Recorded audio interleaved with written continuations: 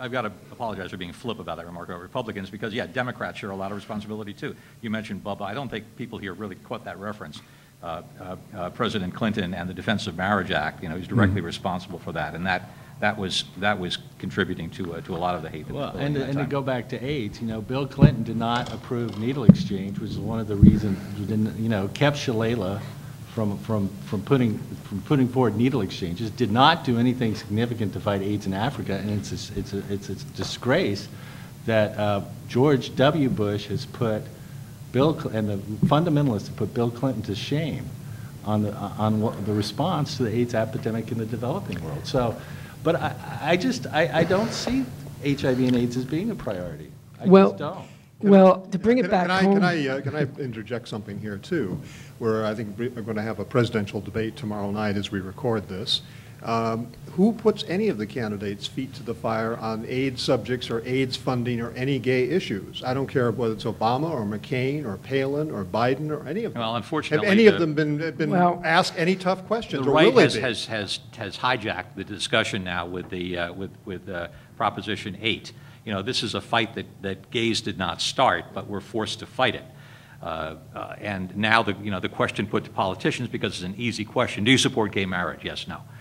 And that's as far as it goes. There's no subtlety. Well, there's a difference between that and HIV and AIDS. Now, let's see if anybody mentions HIV and AIDS tomorrow night. If I remember in 2004, it was only Gwen Ifill in the vice presidential debate who mentioned HIV and AIDS. Well, right. Because if they have to come up with a gay question, it's going to be about gay marriage. But HIV and AIDS is not, and going back to Jim's point, it really is an issue more as dramatically impacted as we've been in our community. The African American community is experiencing a real crisis, I think, around HIV and AIDS. Well, I'll grant you, it's not the top of the agenda. And you know, that's something that in many eastern cities could be really well contained if we just had needle exchanges. But Jeff, one thing I want to bring it back home. Why is it that in 2008 we only have one AIDS organization that finds housing for people with AIDS when the greatest need of people with AIDS in San Francisco is for housing? And yet the major organizations that make scads of dollars and pay their executives scads of dollars do not provide housing. And why is it that services for people, poor people with AIDS, I'm talking about poor people who live in SROs, people who are being placed into these SROs through programs like Care Not Cash, which are roach infested and rat infested. And these are people with AIDS living in them. I've done it because I work at the Housing Rights Committee. I do site visits sometimes for some of my clients. And I've been to some of these rooms where poor people with AIDS are. And let me tell you, you wouldn't put your worst enemy in one of these rooms. And yet AIDS organizations are sitting back and doing nothing while untold numbers of people with AIDS are living in substandard situations. And on top of it, what about during the dot-com boom when hundreds of people with AIDS, low-income people with AIDS, working-class people with AIDS were being displaced from the Castro because landlords wanted to make more money off their apartments because they could, and yet the AIDS organizations would not speak out because I helped mobilize the Castro Tenants Union. We went to AIDS organizations and said, help us do something about this. These people need housing. We need to stop what's happening. They wouldn't help because they were scared because of their boards of directors and where they got their funding. A lot of it came from real estate companies, and they were afraid. So, we had to start putting the finger back at ourselves as well as the society out there because we have abandoned poor people with AIDS. I'd like to bring up one point as we get back onto the subject of the role of gay journalism in shaping some of these points. As I was preparing to come down here today, doing my laundry in the Castro, the laundromat feeds background music, one of the soft jazz stations. And on that station, which happened to be the same station I used to do an openly gay radio show on, KGO-FM, I used to do the David Lamble Talk Show, 6 hours of gay radio programming in '82 and '83. Now it's background jazz. And there was an anti-gay marriage commercial as I was listening to it in the Castro, and they were using Gavin Newsom as their little hitman, basically as their Teletubby kind of device to bash gay marriage. I spent most of my career, beginning in the mid-'70s in Texas and going to about about 2004, doing openly gay radio, doing gay talk shows, doing gay documentaries, usually for pay, often for ABC or for some big companies, sometimes for community radio. to make sure that the airwaves, the public airwaves, in prime time, had places where these things were discussed. I don't think that's happening today. I don't think the airwaves have very many places where these issues even come up. I think this is going to be one of the rare times where people flipping across the dial will hear about it. There is gay radio on the expensive satellite systems. If you can afford a satellite radio, you'll get these discussions. Well, what about over-the-air, the over-the-air airwaves? And this is where I want to get to the point of the whole existence of the gay press and what is necessary about the gay press and what it does to inject things into the public discussion. Have Cynthia carry the ball on that and have everybody respond to that.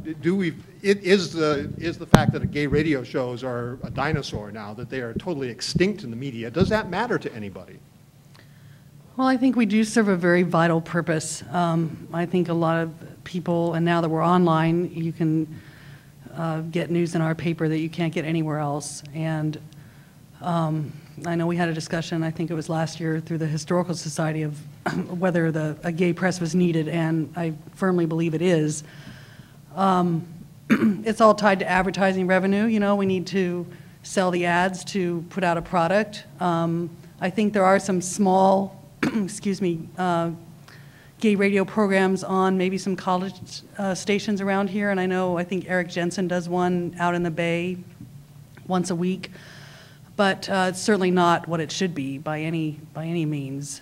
And getting back to the AIDS and the no obits when we did the headline, we were really careful to say that that did not mean no one died of AIDS that week, because that was just not accurate.